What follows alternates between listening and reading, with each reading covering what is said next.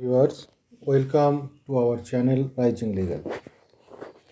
Today, in this private international law class, I am going to discussion an important topic, that is theories of private international law. Viewers, in private international law, five important theories came into existence.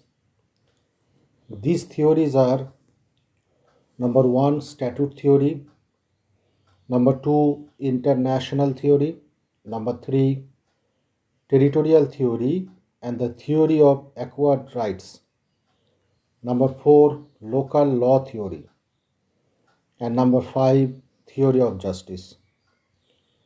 Now, viewers, we actually try to understand the detail of these theories.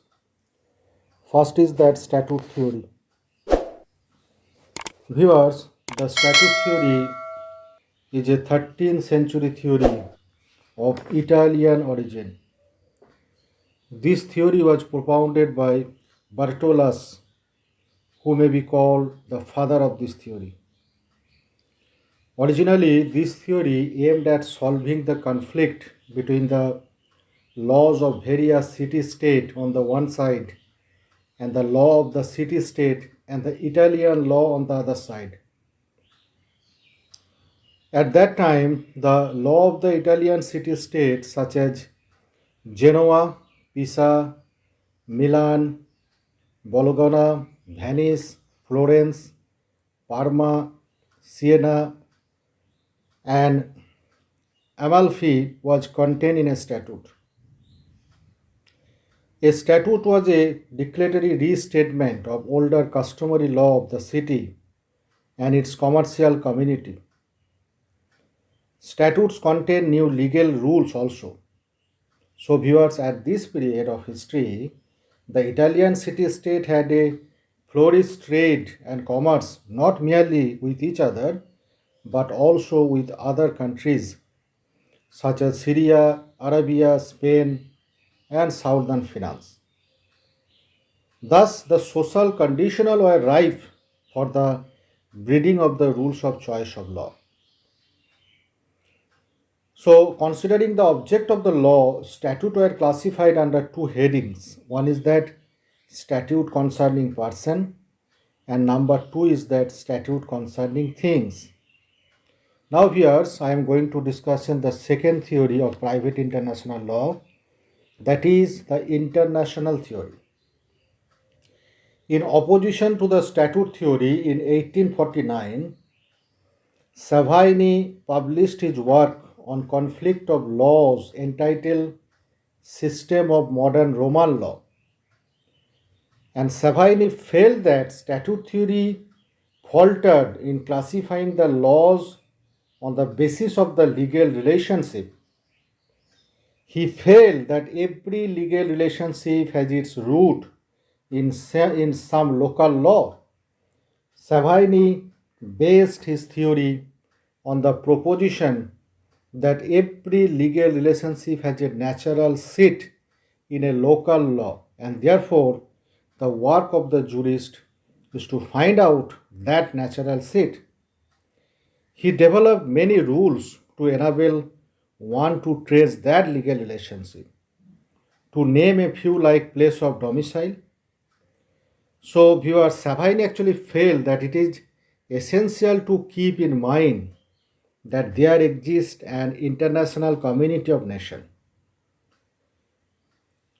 One of the important criticism of this Savini theory is that this theory is founded upon an assumption that there is a uniformity of laws in all the countries with regard to characterization of legal relation. For example, while some countries view breach of promise to marriage as a breach of contract, others view it as a tort.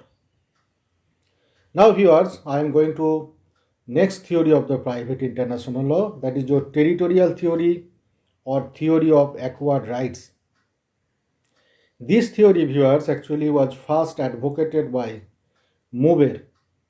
According to Dutch jurists, court apply the foreign law only to the extent permitted by their sovereign, thus giving reason to the Committee of Nations. This theory, which centered around the sovereign permission to foreign law application, gained support in England through Dicey.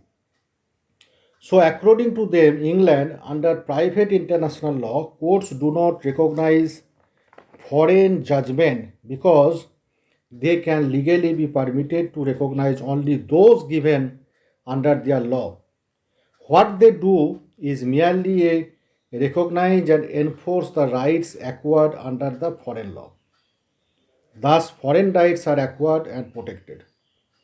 Now, what are the criticism of this theory? There are some criticism of that particular theory. Number one, this theory is untrue. Number second, this theory is unhelpful. And number third, this theory of unnecessary. Now I am going to the another theory of the private international law, that is local law theory. Actually, viewers, this theory is a slight variation of the territorial theory. And this theory has been expounded by W. Cook, an American jurist. Viewers, this theory is based on the principle that each court applies its own laws and no court ever applies any other law but its own, nor enforce any rights or obligation other than those created by its own law. Now, viewers, I am going to the another important theory of the private international law, that is the theory of justice. According to Grayson, this theory has its origin in the common law, that is England or common law system. Sorry. He also mentioned that English private international law cannot be considered to have been based exclusively on any of the above theories. The approach of the English courts to the problem of private international law is pragmatic and ethical.